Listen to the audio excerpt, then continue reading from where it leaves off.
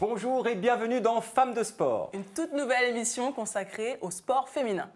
Et on va vous faire découvrir plein de sports. Pour cette première nouvelle émission, il sera question de foot, de ski, de roller derby, d'apnée, de sport de loisirs et de sport de haut niveau avec nos deux invités. Avec Marie Baucher, bonjour. Bonjour. Vous êtes championne de ski paralympique et également la marraine de la 6e édition de l'opération Sentez-vous Sport. Et avec notre deuxième invitée, Laura Georges, arrière centrale du PSG et de l'équipe de France de football. Bonjour. Bonjour.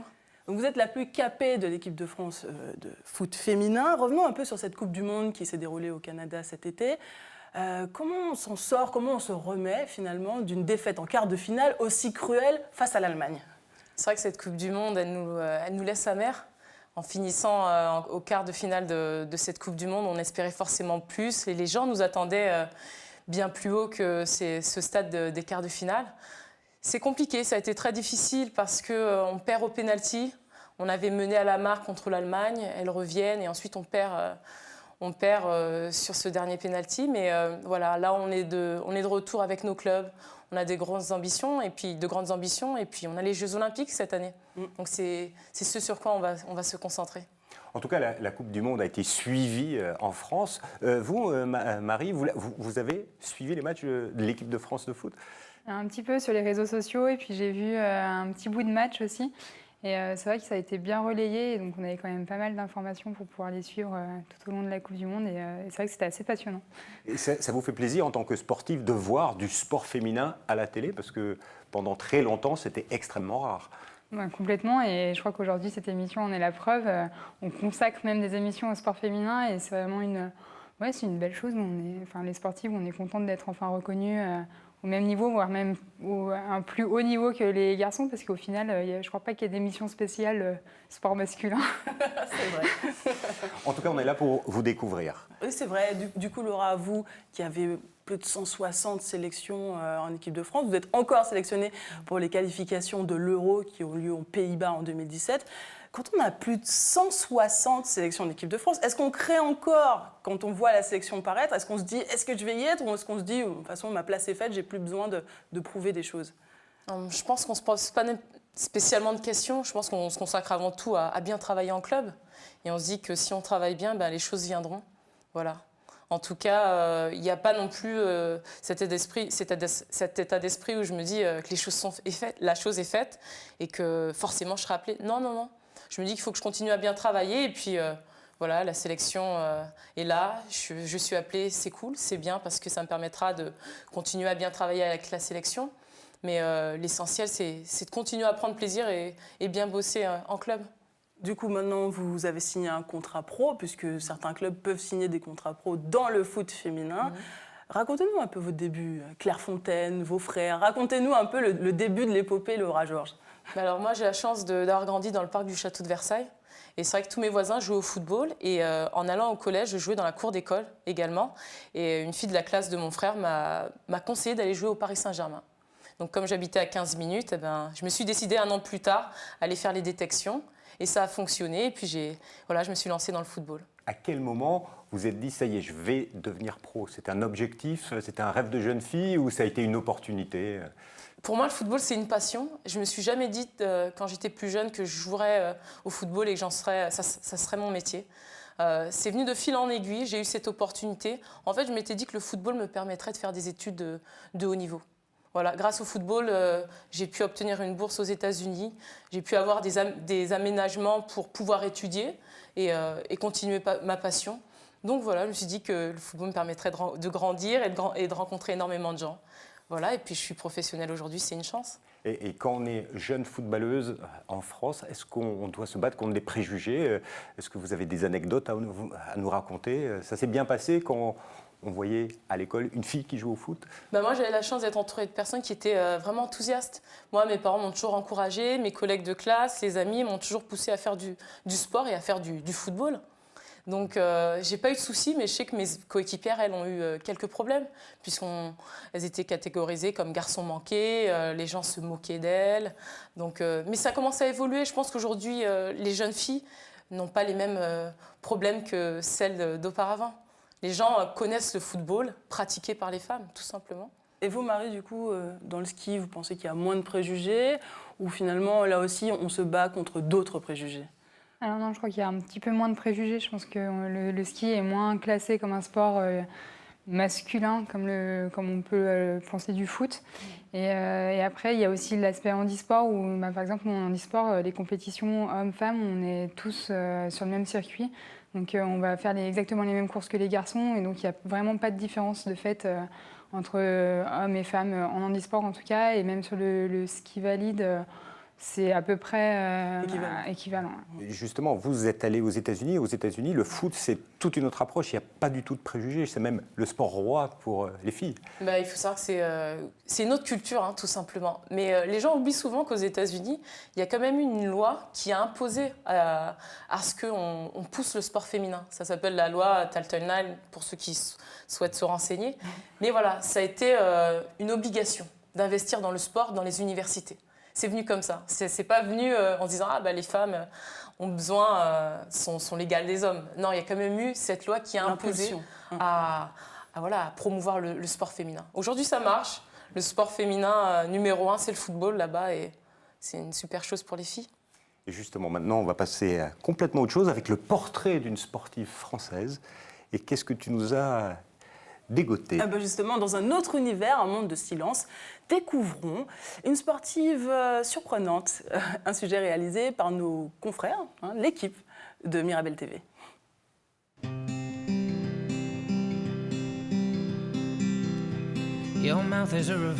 Pour qualifier cette femme poisson, un mot composé vient tout de suite à l'esprit.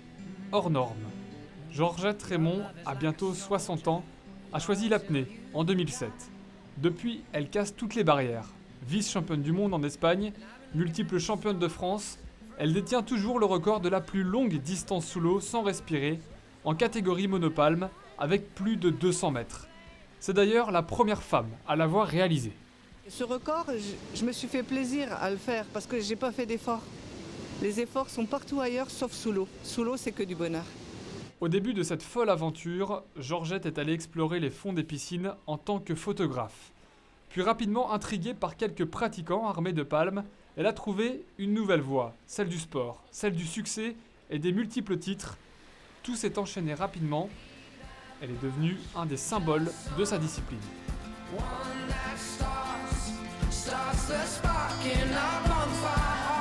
Ce qui est le meilleur souvenir que j'ai, c'est ma deuxième compétition à Tenerife. Donc j'avais déjà aussi battu un record de France, mais j'étais qu'à 186. Je me souviens du coach russe qui disait que, regardez, il disait à ces jeunes athlètes qui avaient 22 ans, prenez exemple, regardez l'âge qu'elle a, elle fait du vélo, elle fait plein de sports, elle fait plein d'autres choses. Et comme elle est là, elle sourit tout le temps, elle discute et voilà. C'est tout ça qui me plaît dans l'apnée, c'est le rapport avec tout le monde. Georgette s'entraîne 2 fois chaque semaine dans le bassin sarrebourgeois. Pour rester au sommet, elle est exposée régulièrement à des bilans de santé. Et là aussi, les résultats prêtent à l'optimisme pour la suite de sa carrière. À chaque championnat du monde, on a un bilan complet à faire. Et le dernier que j'ai fait, je me souviens, c'était à Brèchevillers. C'était comique parce que le docteur me donnait 10 ans de moins. Je dis non, regardez bien, c'est 10 ans de plus. Et puis il me regardait de haut en bas en disant, vous êtes bien. Et puis en plus, mon bilan, il était plus que satisfaisant parce qu'il était déjà hors norme, quoi. Donc de toute façon, j'ai des prédispositions à ce sport-là. Des prédispositions qui pourraient l'amener dans les prochaines années à décrocher le titre absolu, celui de championne du monde. Eh bien, non, c'est pas pour cette année, championne du monde, puisqu'elle a terminé 6e au championnat du monde au mois d'août. Quand vous regardez ce reportage, qu'est-ce que ça vous inspire, Laura, par exemple? Vous voyez à 50 ans passés faire du sport de haut niveau comme elle? Je trouve qu'elle a énormément de mérite. Je ne connaissais pas cette discipline, mais voilà, c'est super de voir qu'à cet âge-là, on puisse continuer à faire une discipline dont on n'entend pas forcément parler. Elle a beaucoup de mérite. Ouais. Et vous, Marie, quel regard vous portez sur Raymond Georgette, la tête à la compétition à plus de 50 ans? Moi, je trouve ça fou parce qu'on découvre encore des disciplines aujourd'hui. J'en avais jamais vraiment entendu parler. Et oui, je trouve ça génial d'être animée encore par cette passion à son âge. Et voilà, j'espère peut-être moi aussi découvrir une autre discipline ou alors continuer dans le ski. À 50 ans, j'aurais peut-être arrêté avant quand même. Justement, vous, à 21 ans, vous avez déjà 16 médailles d'or. Oui, 16 paralympique, mondial, maintenant à 21 ans. Comment on envisage la suite? Comment on reste motivé? Alors c'est vrai que tout est allé très très vite parce que du coup j'ai décroché 12 titres mondiaux en 5 ans, je crois, quelque chose comme ça, et les médailles paralympiques au milieu. Donc c'est vrai que voilà, tout est arrivé en même temps et en fait on s'en rend pas forcément compte. Et puis moi je sens que je suis pas encore au bout de mes capacités dans mon sport et j'aime toujours ça, je prends toujours énormément de plaisir sur mes skis. Et donc c'est juste ça qui m'anime, c'est pas forcément les résultats aujourd'hui et c'est surtout que j'ai plus rien à prouver à personne et ni à moi-même. Donc, vous êtes libérée. Oui, c'est ça. C'est que du bonheur. C'est ça. Vous êtes la fille à battre sur le circuit aujourd'hui. Oui, ça fait bizarre de le dire. Un petit peu, je crois. Mais qu'est-ce que ces médailles ont changé pour vous?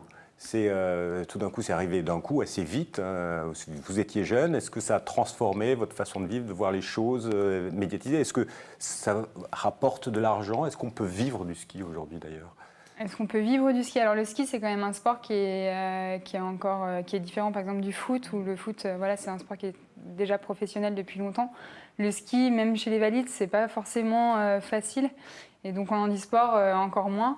Après, aujourd'hui, on a une reconnaissance médiatique par rapport aux Jeux qui est arrivée à partir de Londres et puis Sochi, on n'en parle même pas, qui fait que voilà, on a aussi plus de facilité aujourd'hui d'en vivre.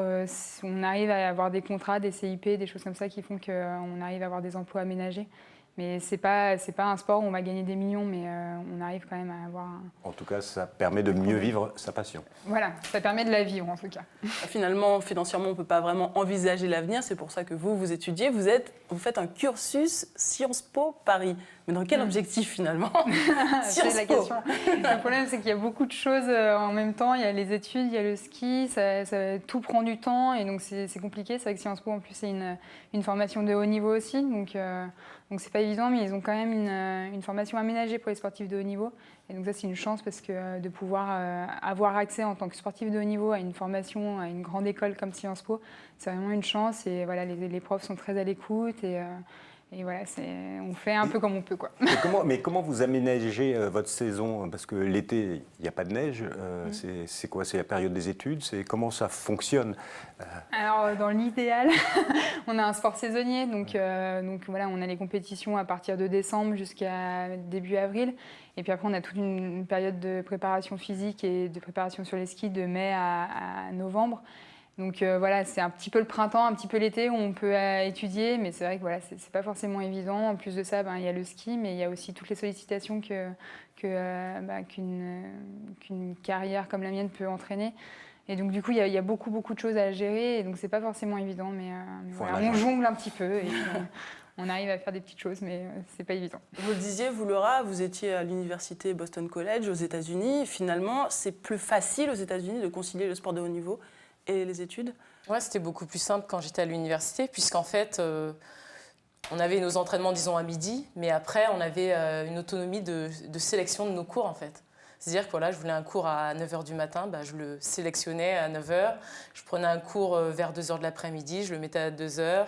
Pour ne pas terminer trop tard ma journée, je me disais, je prends un cours qui se termine vers 4h, 5h. Voilà, je pouvais moduler mes cours autour de ma pratique. Donc ça, c'était cool, ouais. Donc c'est le pays rêvé pour mener des études de haut niveau et du sport de haut niveau peut-être.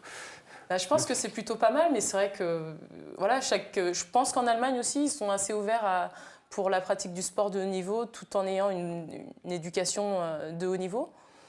Maintenant, c'est vrai qu'il faut encourager nos sportifs à faire des études et à leur permettre d'avoir cette flexibilité dans leur Et en France, ça commence. En France, ça commence. Marie en est la preuve vivante avec une section athlète de haut niveau à Sciences Po. Vous parliez de sollicitations et vous avez accepté d'être la marraine de la 6e édition de l'opération Sentez-vous Sport. Pourquoi avoir accepté? Et ça vous prend beaucoup de temps. Et qu'est-ce que c'est que cette opération?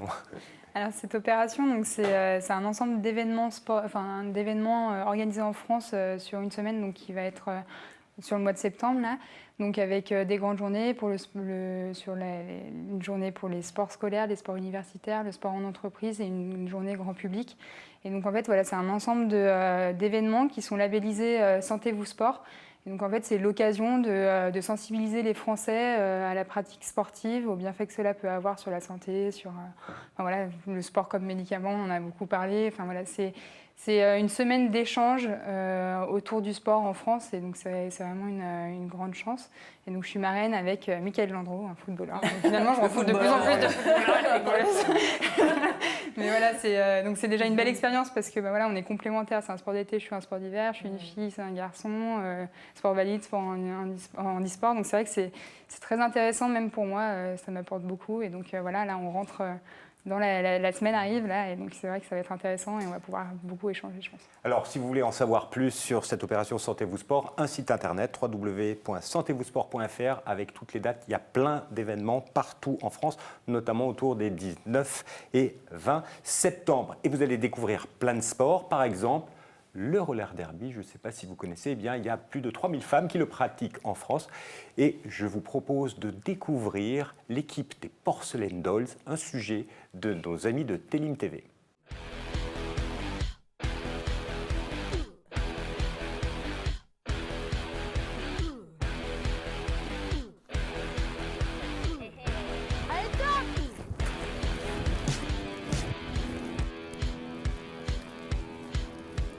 Donc le roller derby, c'est un sport américain qui est né dans les années 30. C'est un sport de course avec du contact. Donc il y a 2 équipes sur le terrain avec chacune 4 défenseuses, une attaquante. Les attaquantes doivent dépasser les défenseuses adverses pour marquer des points, et donc les défenseuses doivent empêcher l'attaquante adverse de passer par des blocages, des coups d'épaule, des coups de fesses. C'est un sport qui est très réglementé, il y a à peu près 70 pages de règlement. Donc tous les coups ne sont pas permis. On a des zones avec lesquelles on a le droit de, entre guillemets, taper, de bloquer, et des zones sur lesquelles on a le droit de taper. Allez, 4, 3, 4.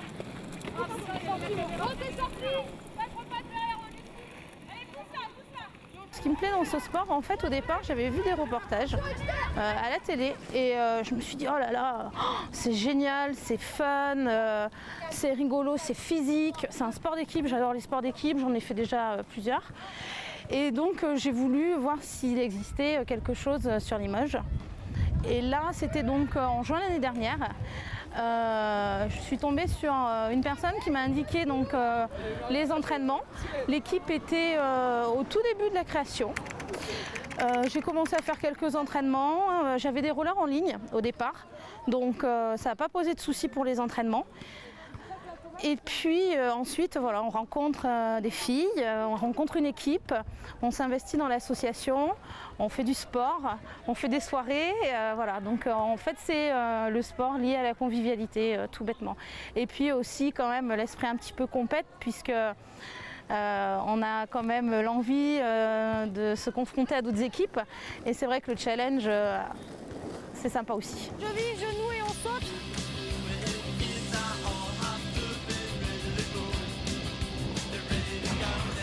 C'est vrai que les soirs d'hiver, faut se motiver, surtout en sachant qu'on va s'entraîner en extérieur.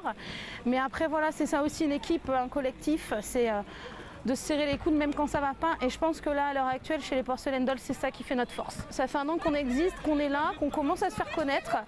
Et on est optimiste pour la suite.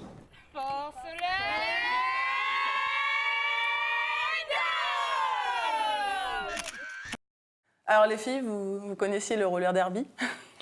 Encore moins que l'apnée, je crois. Je ne connaissais pas du tout. Ça vous a donné envie de tester ou ça fait vraiment peur? Bah moi, ça me donne bien envie, ouais. Et je me dis, avec un peu de musique en plus, ça doit être plutôt pas mal. Et c'est en tout cas un sport qui se développe de plus en plus en France, et notamment chez les femmes, parce que les hommes, ils sont que 200 pratiquants, je crois, et 3000 femmes en France. Mais revenons aussi à la pratique sportive féminine. Quelques chiffres quand même. Il faut savoir qu'il y a 15 millions de licenciés en club aujourd'hui et que 36% de ces licences sont des licences féminines. Il faut développer le sport féminin.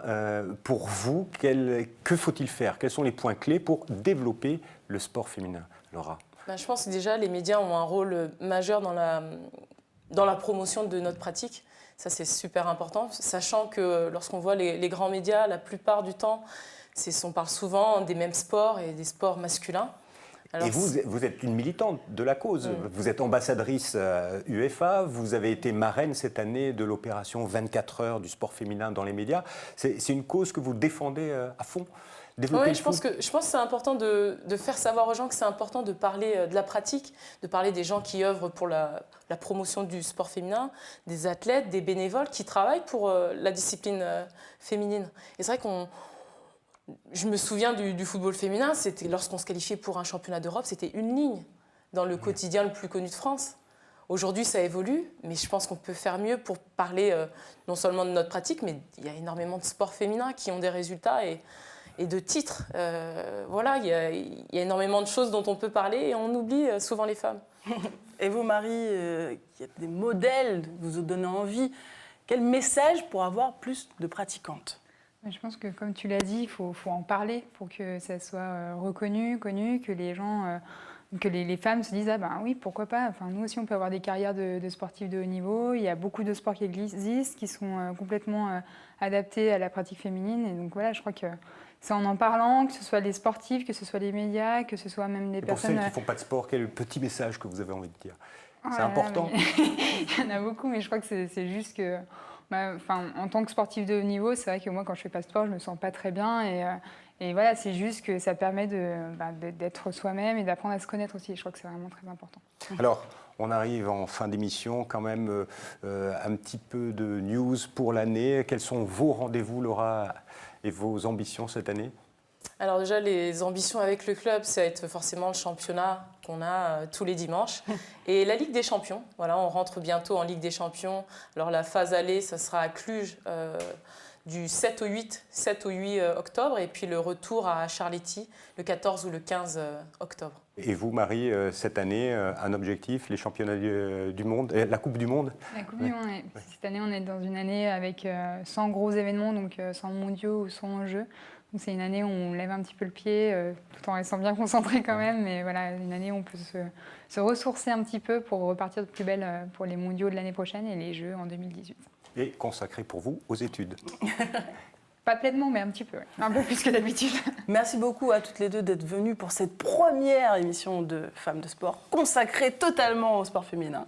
Merci beaucoup, Laura. Merci beaucoup, Marie. Mais l'émission n'est pas terminée parce que c'est l'heure de l'agenda. Avec Florian.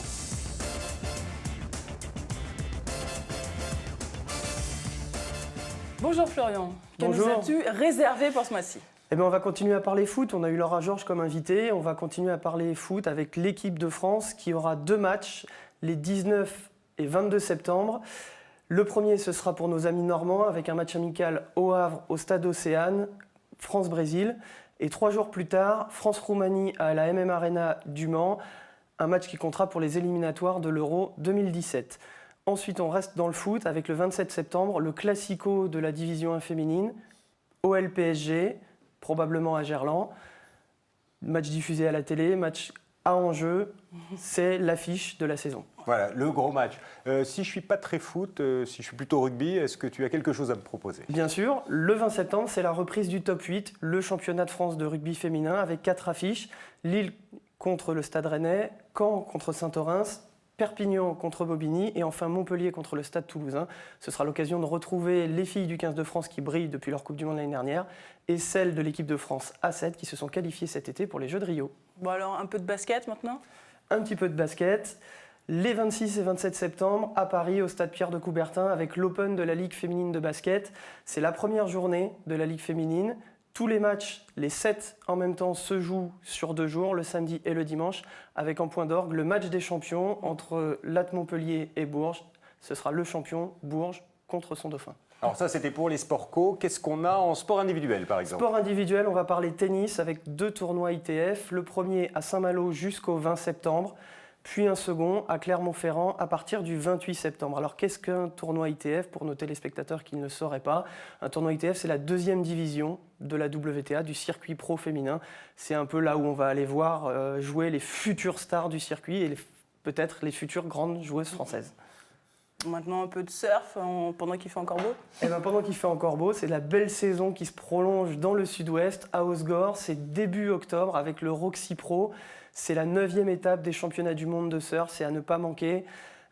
C'est l'avant-dernière étape des championnats du monde, avec en plus une Française qui brille en ce moment, Johanne Defay. Elle a gagné cet été son premier titre en Californie devant les meilleures surfeuses mondiales. Et comme c'est l'avant-dernière étape, il y aura de l'enjeu, donc toutes les meilleures surfeuses du monde seront vraiment présentes à Hossegor début octobre. Merci beaucoup Florian. Donc si vous voulez en savoir plus, vous allez sur le site internet www.femmedesport.com ou .fr. Toutes les dates sont bien répertoriées et vous pourrez également envoyer des informations. Quant à nous, on se retrouve le mois prochain déjà. À bientôt. Allez, au revoir. Au revoir.